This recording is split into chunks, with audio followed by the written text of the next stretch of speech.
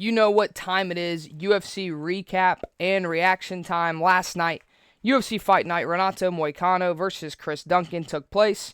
I'm here to break down the fights, give you my recap and reaction to all the fights starting, all the way from the early prelim fight, all the way to the main event of Moicano versus Duncan. Got a lot to talk about my predictions, see how I did, what happened in this fight, what happened in this card, the fights on this card. A lot of people were hating on this card, saying it didn't look good. I agree, there were some fights that I was like, what are these? But the fights ended up being pretty fun and entertaining, and that usually seems to be the trend here with the UFC. They have a fight night that looks like it's going to be buns, and it's actually pretty good. So you always got to watch every fight night because you just never, ever know. So, again, this is one of those cards that was a great example of that. Great example. First fight of the night, let's get right into it. UFC lightweights, Kai Kameka versus Dakota Hope, lightweight fight. I'm pretty sure this fight was like a last-minute addition, like a late addition to the card, and it was absolutely a banger, absolutely entertaining. Kai Kameka gets it done by split decision. I picked Dakota Hope to win by decision, and it sucked because it was a lot of striking. Hope came out strong, putting pressure on Kameka early. Both are like swinging for the fences. His big thing was doing damage to the body. He was working on Hope's body a lot. Checking the notes, you already know. But Kai was working the body a lot on Dakota Hope, doing a lot of damage, which really slowed him down because by the time we got later in this fight, Hope looked tired, was going to the clinch and just getting beat up in the clinch pretty bad. I thought that was what was going to happen. I thought Kai was going to get the advantage on the feet and Hope would use more of his wrestling to get out of here with a decision victory. He did start using his wrestling, but way too late into the fight to use the wrestling, which was unfortunate. So Kai ends up getting a split decision. A lot of people are upset about the decision, saying that Hope should have won the fight. I could see it going either way. I think Kai finished strong, so I don't mind it. Obviously, I wish Hope would have won because that's who I picked to win. But I'm not upset about it. Great fight to start the show. Way to set the tone with these two guys. Absolute banger fight. Kai's first fight back in the UFC. Welcome back, brother. Great fight. But, of course, that puts me at 0-1 for the night. Unfortunate. But anyway, we move on. Women's flyweight, Dion Barbosa versus Melissa Gatto. Women's flyweight. Barbosa gets it done by decision. That is what I picked. That's a perfect pick for me. Puts me up to 1-1. A lot of grappling in this fight, which is what I came to expect. I thought Barbosa was going to use her grappling to get it done, and that's what she did. But, of course, we got to talk about the illegal, if not illegal, whatever you want to call it, kick from Barbosa on Gatto. Gatto's like getting up off the ground. Barbosa lines up a game-winning field goal, absolutely smokes it right up through the uprights. It's good from like 65 yards, and kicks Gatto in what looked like the face and knocked her out. So I was like, well, this fight's going to be a DQ. They start putting it in slow motion, reviewing it, trying to see if it's illegal because you got to think now, the hands don't have to be down. That doesn't matter. It's a matter of the knee, is the knee down. So they're full on like NFL booth reviewing this, like zooming in on her leg to see if it's down. And, like, by the time the kick connects, there's, like, that much space between her. So, technically, she, like, wasn't down. And then the kick doesn't really hit in the face. It hits, like, the collarbone up into the neck here. So, it looked like she kicked in the face and knocked her out. They slowed it down. Everything looked a little different. But she's laying out there like she's knocked out. So, I don't know. I'm very confused. Everyone's confused. The referee's waking Gatto up. She's like, hey, get up. Time to fight, See if you're okay, whatever. So I'm like, all right, this fight's either going to be a no contest or a DQ or whatever. They decide just to take 1 point away from Barbosa and keep the fight going. I was like, okay, so girl may or may not have got knocked out. Gatto may or may not have got knocked out, has to continue fighting. They start again, and Gatto gets a takedown after getting soccer ball kicked. She gets a takedown, but at the end of the day, it wasn't enough. Barbosa still gets the win in an interesting fight with an interesting moment. But, yeah, Barbosa gets it done. Decision. If UFC doesn't work out, she could potentially be a kicker in the NFL. Some teams really could use her. She's got good form, good power, could work out. Anyway, Barbosa decision, gets it done. That's a perfect one for me. You know what was not perfect for me? This fight right here. Azamat Bakoya versus Trajan Gore, UFC middleweight fight. And there's a mystery here that I'm trying to figure out. I got to see if it's a little bit of both or one or the other. Is Trajan Gore better than I thought, or is Azamat Bakoyev worse than I thought? Or is it a little bit of both? Because going into this fight, I picked Azamat Bakoyev to win this fight by first round TKO. Brother, that did not happen. Trajan Gore wins third round submission over Azamat Bakoyev. They come out, both guys throwing a lot of kicks to start, especially Bakoyev. He just threw kicks, I think, to start for a little while. Gore was looking for more power shots, but Bakoyev was the one putting on the pressure. Gore starts getting in on the leg kick game, starts landing some of his own, which does pay off later on. Gore is looking very sharp and counterpunching very well. Bakoyev ends up shooting. Gore sprawls on it, and they work in the clinch a little bit. I gave the first round to Trajan Gore, and I was like, uh-oh. This might not go the way that I thought. I thought Bakoyev was going to dominate this fight because Bakoyev, he looked good in all of his other fights. He didn't beat anyone crazy good, but his only loss was to Yusri Bagolri, who is really good and who I think is going to be a very good fighter and very good prospect. So I was like, all right, that's not a loss to hang your head on. But so I thought he was going to come out here and just dominate Trajan Gore and get back on track, but absolutely not. That is not what happened at all. Very crazy. Let me not get ahead of myself. Round two. Bakoyev shoots again, gets the clinch, and breaks away. Bakoyev ends up dropping Gore. I can't remember what he threw, but he did drop Gore, and it looked like he was going to get the finish. I was like, all right, maybe I'm still right. Maybe Bakoyev just started slow, Gore ends up surviving and not getting knocked out. He survives the onslaught. Bakoyev gets another takedown. Gore gets back to his feet. They're clinching. They trade some elbows. It starts turning into a slugfest. Gore starts trying to land his big shot now. Bakoyev landed his. Gore's trying to land his. Bakoyev gets another takedown at one point. But then Gore gets a takedown of his own on Bakoyev in this fight. I was like, ooh, that's huge. And the last couple seconds, Gore lands a big flurry on Azamat Bakoyev to end the round. So I gave that round to Trajan Gore as well. So I'm like, at this point, okay, I'm absolutely wrong about this fight. Bakoyev's going to need a finish here, in my opinion, if he's going to win this fight. So that goes into round number 3. And when we get into round 3, Gore looks great, and he has more calf kicks. And Bakoyev starts limping on his leg bad. He starts switching stances, which you could tell he did not want to do. Gore's in control. He gets the takedown. He's on top control of Bakoyev. And I said Bakoyev just looks tired and looks clocked out. It wasn't going the way he wanted. He did not want to be in there anymore. He ends up getting caught in the signature, world-famous Trajan Gore guillotine and ends up getting put out, and Trajan Gore wins a third-round submission over Azamat Bakoyev. What? I could not have been more wrong with this fight at all. Sometimes I'm at the highest of highs. This fight I was at the lowest of lows. I don't know if Bakoyev's not as good as I thought or if Gore's better than I thought. I think it's a little bit of both, but yeah, I was not expecting that fight to look like this. Bakoyev let me down a lot. I think he let a lot of people down. He was a big favorite in this fight as well.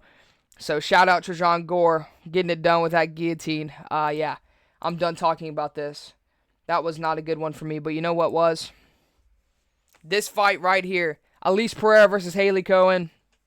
Pereira gets it done. Second round knockout with a knee up the middle. And if you watch my predictions video, you know I said Pereira was going to win this fight by second round knockout or TKO. Oh, yes! I love being perfectly right on my picks, and this one I absolutely was. Let's get into the notes on it just a little bit. Where are we at here? Right here. Pereira was swinging hard to start. She was throwing. She wasn't throwing out of her shoes, but there was some pop on them shots. Cohen was looking to clinch and get takedowns because she was getting pieced up on the feet the whole time. I kind of figured that's what was going to happen. Pereira's a good kickboxer, and Cohen's not a good fighter, so I figured she was going to try to look to wrestle. She could not. Cohen, I shouldn't say that because she did eventually get one takedown, but Pereira got right back up after it. I even have here, Cohen punching back. She's just, getting pieced up. Everything that Pereira threw landed clean. Was doing damage. We're 3 minutes into the fight, and Cohen's already looking up at the clock, trying to see what time it is to get out of there. I was like, yep, we're gonna be done from here. She's out. She's out from here. She's not gonna win this fight. She does end up getting a clinch and landing a good knee on Pereira, but it was not enough to, I think, give her the round. So Pereira wins round 1. We go to round 2. Cohen was counter-punching better in this fight. In this round, excuse me. She looked better in round 2 than round 1. She does get a takedown and have some top control. Pereira was pretty active on the bottom to try to get up. She eventually does get up, and she does this step-through knee up the middle and absolutely flatlines Haley Cohen in this fight. So Cohen was definitely winning round 2. I was like, oh my God, she's having a little bounce back. Good for her. And then gets absolutely slept in round 2 by Elise Pereira. Highlight reel knockout. I'm sure the UFC love to see that because they want Pereira to be a star, I do believe. They like her. She's young. She's entertaining. They think she's pretty. I get it. They're trying to push her to the top. Great opponent, great matchup for her to do that against. She's got to work on her takedown defense, I would say, a little bit, because if you're getting taken down by Haley Cohen, that could be a problem. But hey, she's really young, younger than me, so can't fault her too much. Kickboxing looked good, striking looked good, gets herself a knockout, and gets me a perfect prediction. Thank you, Palera. Now, we go to the lightweights. This fight was just so... Lando Vannata versus Darius Day Flowers. I picked Vannata to win this by decision. As you can see, that did not happen. I thought this fight was very random. I don't think anyone was pumped for it or cared about it, but let's get into it anyway. Flowers, Darius Day. Puts pressure on early. Vannata gets a takedown, and he's from catching kicks. He was catching Flowers' kicks and taking them down. Flowers did, though, have good takedown defense on some of the kicks that get caught. He would defend a little bit. He was doing well on some of the takedowns. Excuse me. His defense looked good on some of the takedowns. Didn't look too bad.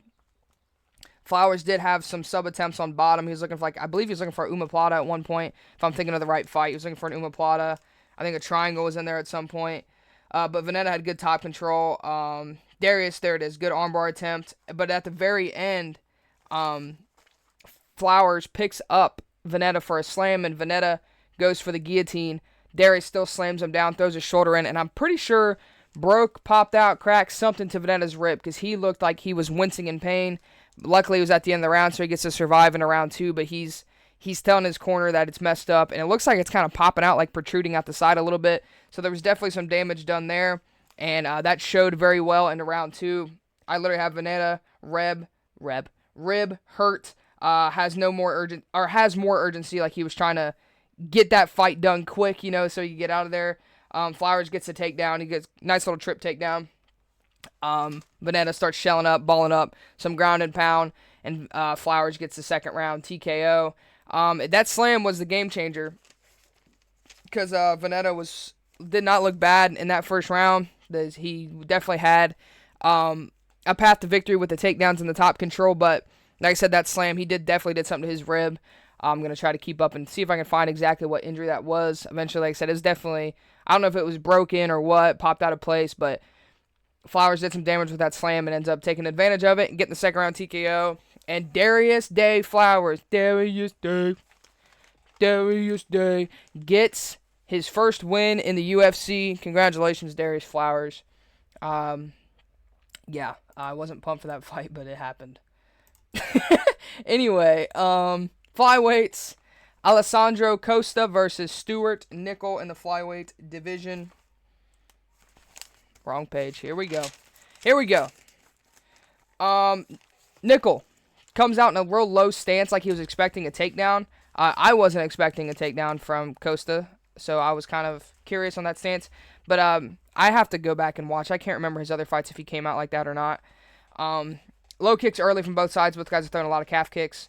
Nickel was definitely more active, putting on more pressure, being more feints, more combos. They weren't, I don't want to say they were like damaging, but he was just being more active. You know what I'm saying?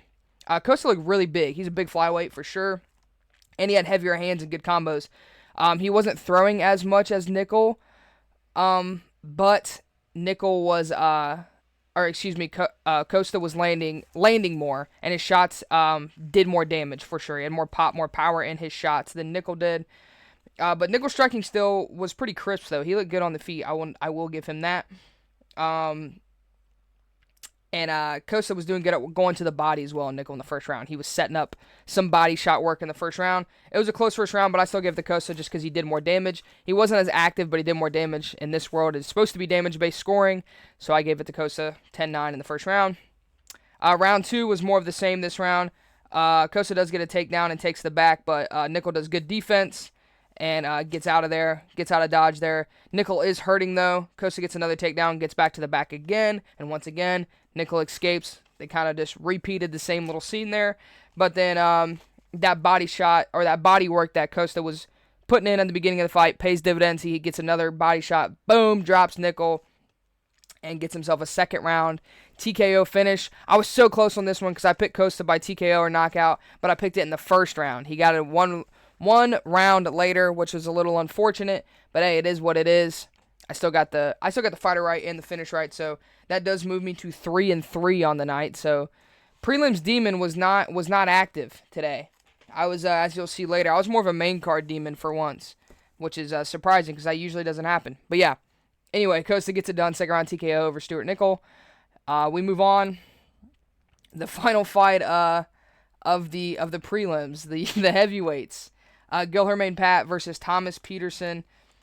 This fight was something. I was so pumped for this. We were all pumped for this fight, weren't we? Like, I couldn't sleep the night before thinking about Thomas Peterson versus Gilherme Pat. I know you're all there. You're all doing the same. You're all in the same spot as I was. We were pumped for this. They come out opposite stances, slow start, slow middle, slow beginning, slow end, slow finish, slow everything in this fight. I won't lie. Peterson looks like just a guy. Like, he looks like he works at a gas station or something. Like, I don't know. I could see, like, I could go outside, I could find a guy walking down the street that looks just like Thomas Peterson. That dude just looks like a random person. Like, I would never guess he's a fighter in the UFC. But hey, that's the heavyweight division. Pat was controlling the cage, the pace, and the pressure, but was just doing that by standing there menacingly. You know the SpongeBob meme. He's just standing there menacingly. That's what Pat was doing. He was just kind of being big, mean mugging, and just walking around while Peterson kind of like shuffled and moved around the sides of the cage a little bit. Very weird fight. Where was I at? Peterson was looking for the clinch. He did not want to get caught with a big shot from Pat. He was like throwing wild punches to get into the clinch and just kind of pushing up Pat against the cage. And was looking for trip takedowns, but was not getting them. And Pat had no activity. So I still gave round 1 to Peterson.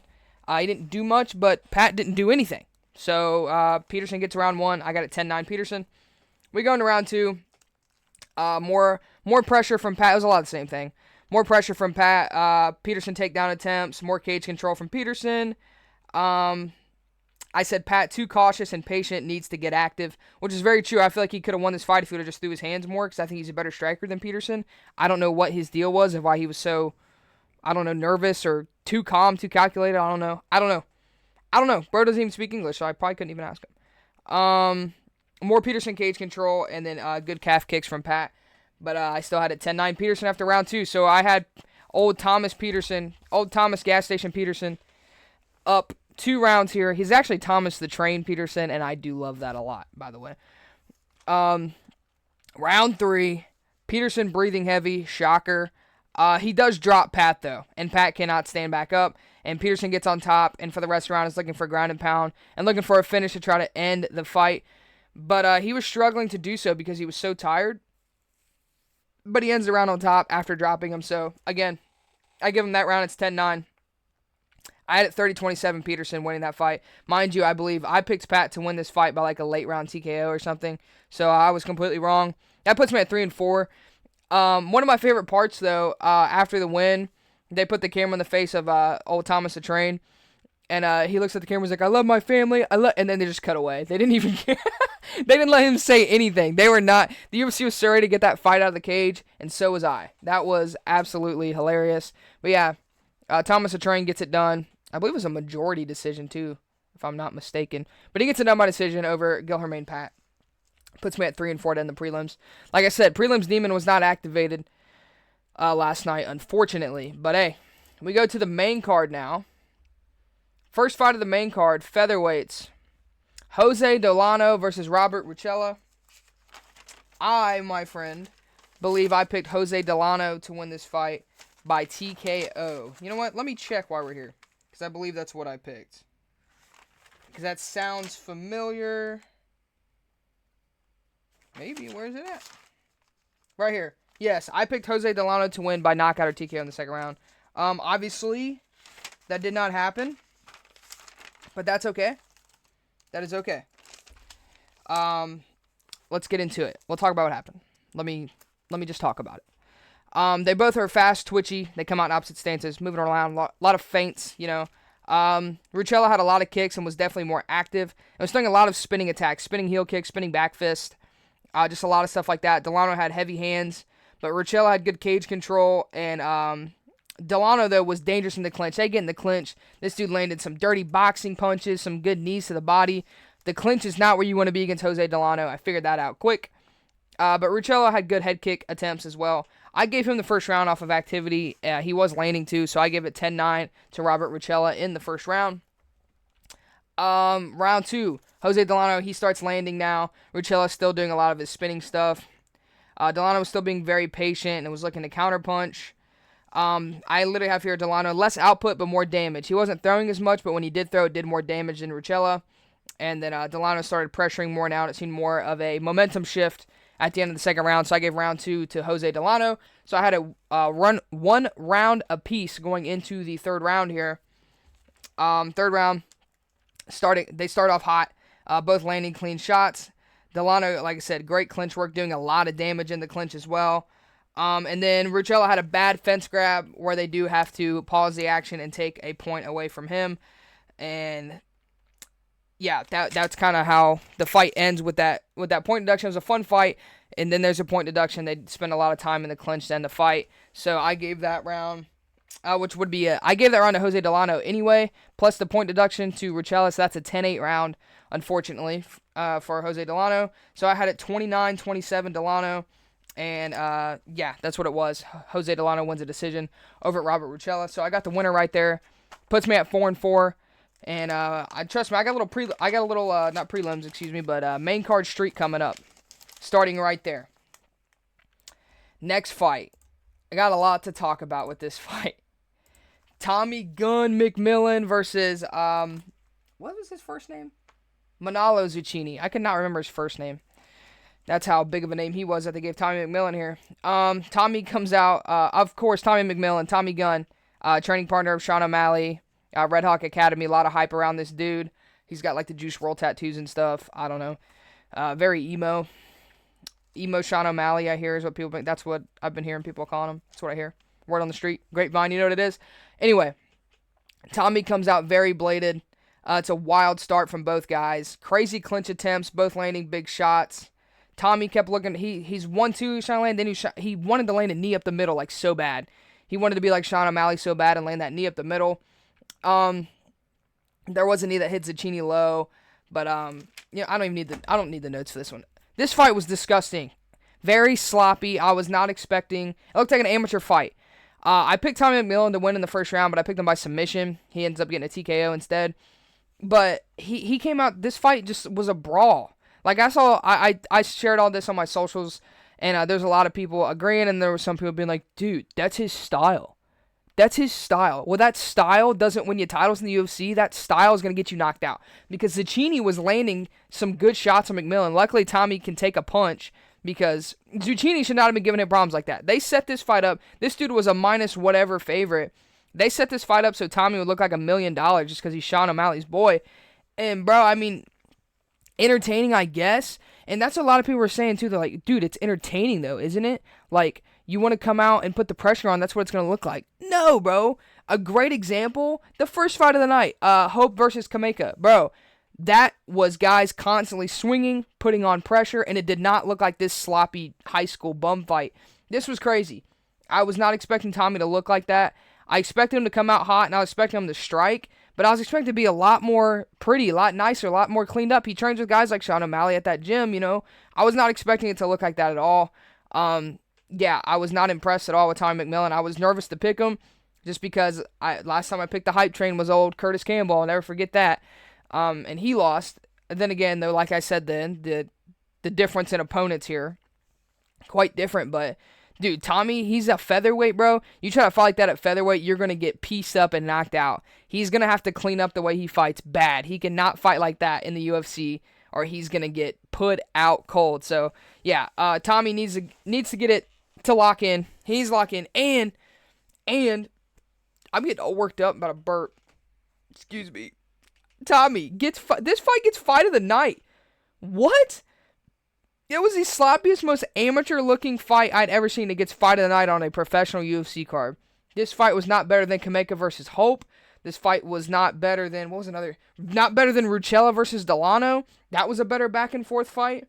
The only fight this was better than was old Thomas the Train and Guillermin Pat. Like, it was fun to watch, I guess just because it was so ugly, but that's not what I'm expecting and want to see in the UFC. So, very Very sloppy, very disappointing from Tommy McMillen. I mean, he gets the win, so good for him. I get that right.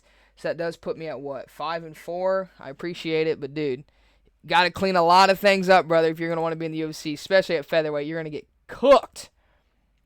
Speaking of people getting cooked, Ethan Ewing versus Rafael Estevam. Now, this one made me happy because Ethan Ewing wins round 3 TKO. That is exactly what I picked to happen. Another perfect pick, dude. Ethan Ewing, you are the man for that.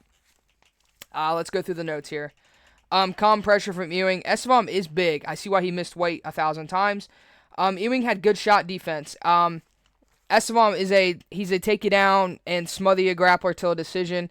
And I literally said in my predictions, bro, go watch the predictions. I said Ewing is going to win by putting hands on Estevam and defending the takedowns. That's exactly what happened. Estevam could not take Ewing down. His takedown defense was beautiful. He had beautiful takedown defense and every time he landed, he was doing damage, busted up Estevam's face pretty bad. There's some times Estevam was trying to land some big shots and throw with him, and every now and then something would sneak through. But Ewing would just seem like he was on another level right now. This dude is single-handedly taking down all the undefeated guys in the UFC. I'm all here for it.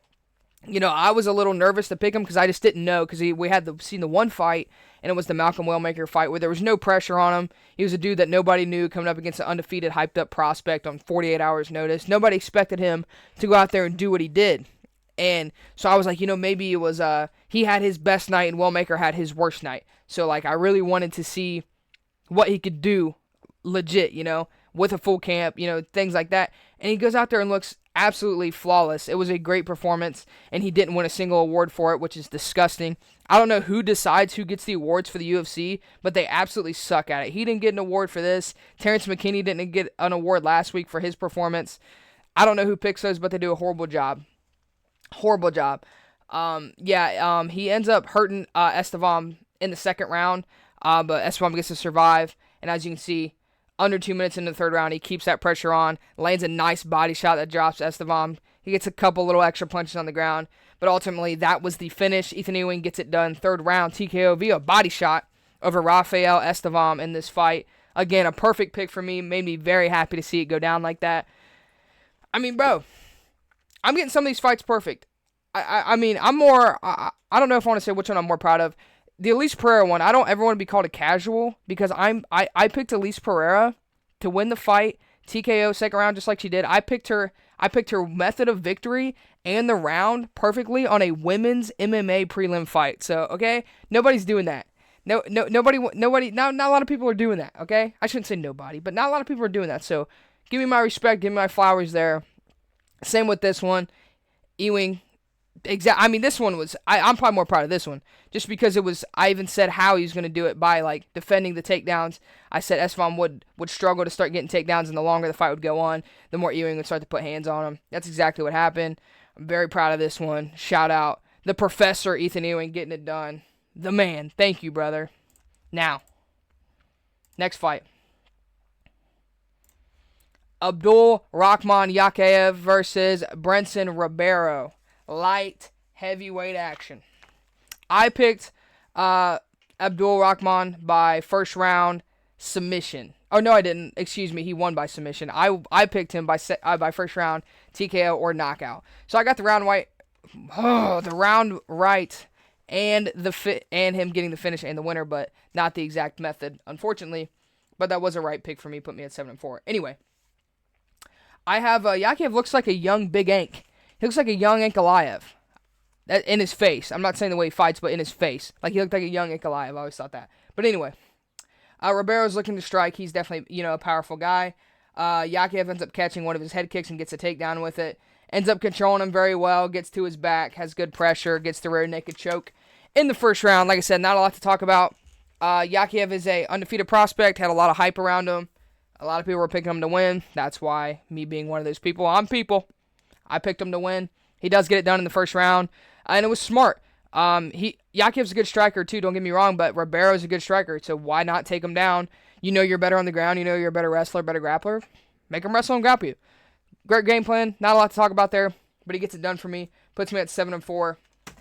That made me happy to see. Now, the next fight, the co-main event, women's strawweight. Verna Jandiroba versus Tabitha Ricci. And boy, was I on the edge of my seat for this fight because I wanted to get up and turn off the TV, bro. Oh my God. It wasn't that bad. I shouldn't say that. But it's a Jandiroba fight. Kind of come to expect it. Anyway. Jandiroba lands a big shot early. I will give her that. And she's putting on pressure. She's going for her takedowns. She's getting the takedowns. At first, Tabitha Ricci was getting back to her feet. But Jandiroba was just relentless pressure, getting her takedowns, you know. Tabitha Ricci was just struggling to get anything going. She did have a good right hand and a knee at one point in the first round, but Jandiroba ends up getting to the back, gets too high on the back of Ricci, but ends up still controlling her pretty well. I give her the first round. 10-9. We go into round 2. A lot of the same. Jandiroba takedown. Ricci was very active off her back, trying to get up, landing elbows off her back as well, which is very nice to see. Jandiroba was just good heavy pressure. You got to think these are both very good grapplers, but like I said in my predictions, I think Jandiroba is the best grappler in this division. She's the best women's grappler, and I think if she were to fight Mackenzie Dern again, she would win that fight. That is who she called out in her post-fight press conference too. She said, or post-fight interview, she said she wants her rematch, and I do agree. There's really no one else for her to fight, I feel like.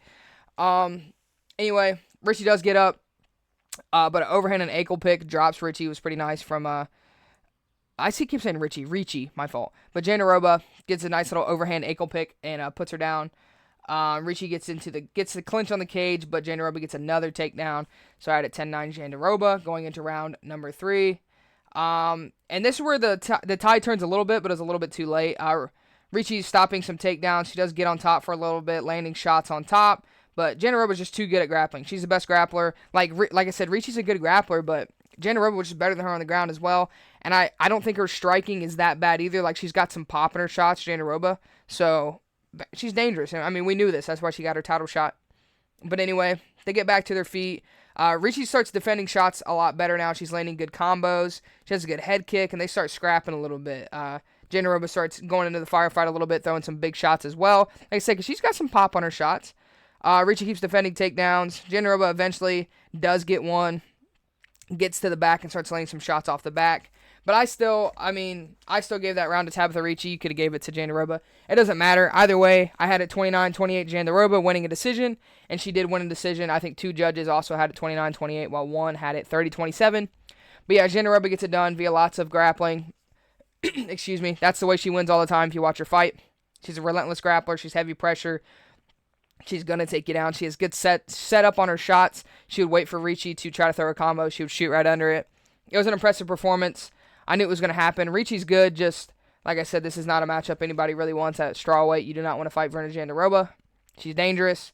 And she called for the title shot. I think she should get it, and I think she would win a rematch against Mackenzie Dern. So we'll see what happens next for her. But yes, another good prediction for me. Puts me to 8-4. Leading into the main event, which was Renato Money Moicano versus Chris Duncan. Something that was interesting. I talked about it. I knew these guys. I said they did train together at one time. They still do. These guys are still teammates, and they fought each other in the main event of At the Meta Apex, kid. Where else would you want 2 friends to fight? Anyway, I said it gives me Usman versus Burn vibes, but just not nearly to the extent when Kamaru Usman and Gilbert Burns fought for the welterweight title also in the Apex during COVID. They were teammates as well at Killcliff FC. But this is just not nearly to the same level, but I was just kind of what popped into my head. Anyway, Moicano was checking Duncan's kicks early, doing very well, checking those. There wasn't a lot going on in the first round. Moicano catches one of Duncan's kicks, drives him up against the cage, couldn't get the takedown. Moicano just looked like he was one step ahead of Duncan the whole night. I'm not going to lie. Duncan seemed like this was his first 5-round fight. He seemed a little nervous to pull the trigger and kind of put the pressure on. And I think just because he talked about it too. He goes, you know, coming into the gym, Moicano used to whip my ass all the time. Well, he still did. He still does, son. He still whoops it. They go into round number 2. Moicano ends up dropping Duncan. They're on the ground. Then he ends up going to the ground, of course. And then Moicano ends up getting the back of Duncan. That's not a guy you want on your back. Money Moicano. He starts landing big shots on the back, to the face, to the body. And then he ends up, my favorite part, because he gets the rear naked choke. Moicano gets the second round rear naked choke over Chris Duncan and win. He's there. Duncan's fighting the hands or whatever, and then you hear his corner. They say, sneaky elbow, sneaky elbow. So he goes like this to throw his elbow. When he does, that's when Moicano puts in the rear naked choke and gets a tap. So he was fighting the hands, and his coach is like, hey, throw that elbow, and he does, and then gets caught in the choke, which I thought was hilarious. He listened to his corner, ended up getting finished. He was going to lose regardless. He just looked like he was not in it. I unfortunately got this wrong. I was perfect on the main card until this. I picked Duncan to win by like a third round TKO. I thought he was going to do better on the feet. He didn't look that good on the feet. I thought he was going to do a little bit better on the ground, too. Duncan's not a bad grappler, but, man, it's hard with Moicano because you never know what Moicano you're going to get. Are we going to get this Moicano, or are we going to get the Moicano that beat up BSD, or are we going to get the Moicano that fought Benil Dariush? You know what I'm saying? You never know. You never know which Moicano is going to show up, and unfortunately, the wrong one that I expected showed up, so I do get this fight wrong. I finished 8-5 on the night. Not the best I've ever done, but it was better than last week. I was 6-6 last week, so 8-5 is a little bit better. It was a fun card. Like I said, we're all hating on it because of the matchups, and I see why. But sometimes you put a bum versus a bum, you get a banger. And we got some of those tonight, or last night, excuse me. Fun fights, though, like I said. Great card, fun fights. Great card, great fights. But, yeah, 8-5, not too bad. Moicano, on the mic, they asked him what he wants next. He said, you guys better give me... I'm not going to repeat all the words that he said, but he said, basically, once his easy fights, don't come at him with the BS fights again. He said, I make a lot of money off YouTube. I don't need these BS fights. Give me the easy ones. Follow me on YouTube. Hey, listen to the man. Follow me on YouTube, too. You know what I'm saying? So, anyway, yeah, Moicano, fun little post-fight interview. You knew that was coming when he gave the mic to Old Money Moicano. Easy money, he said. He wants easy money fights. We'll see what they do with him next. Again, very random main event. I don't think there was a lot on the line. It was really more on the line for Chris Duncan to try to, get a bigger win in his career, but unfortunately he did not get one. So, back to the no ranks for you there, Christopher Duncanowski. But yeah, I'll quit rambling. Good fights, good card. 8-5 on the night, good time. Next, we're finally done with fight nights. Another pay-per-view is among us. Among us.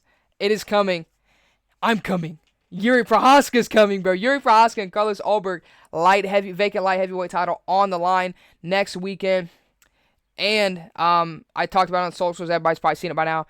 The co-main event was supposed to be Joshua Van defending his flyweight title versus Tatua Taira. Apparently had some kind of injury. I was hearing it's something to do with his knee, but they're just postponing it to the next pay-per-view, 328. So he'll be fighting on that card instead. The Sean Strickland, Hamzat Chimaev card will be that fight now. Will be on there.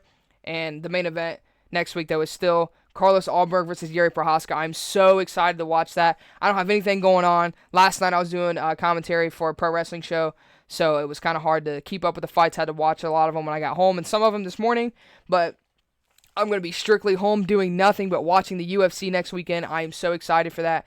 Can't wait to break that down, make videos on that, get my predictions out for a UFC pay-per-view. It's been so long. I think the last one I got to do was, of course, the Max Holloway and Charles Oliveira. That feels like it was so long ago. So I'm excited. UFC 3, that's what, 327, right? Right? UFC 327? I believe that's what number we're on. That's next. I'm excited for that. So keep an eye out for a breakdown and predictions video coming on there. I appreciate you guys watching this video. Like the video, subscribe to it, all that good stuff. Follow me on my socials. They'll be in the comments. My TikTok.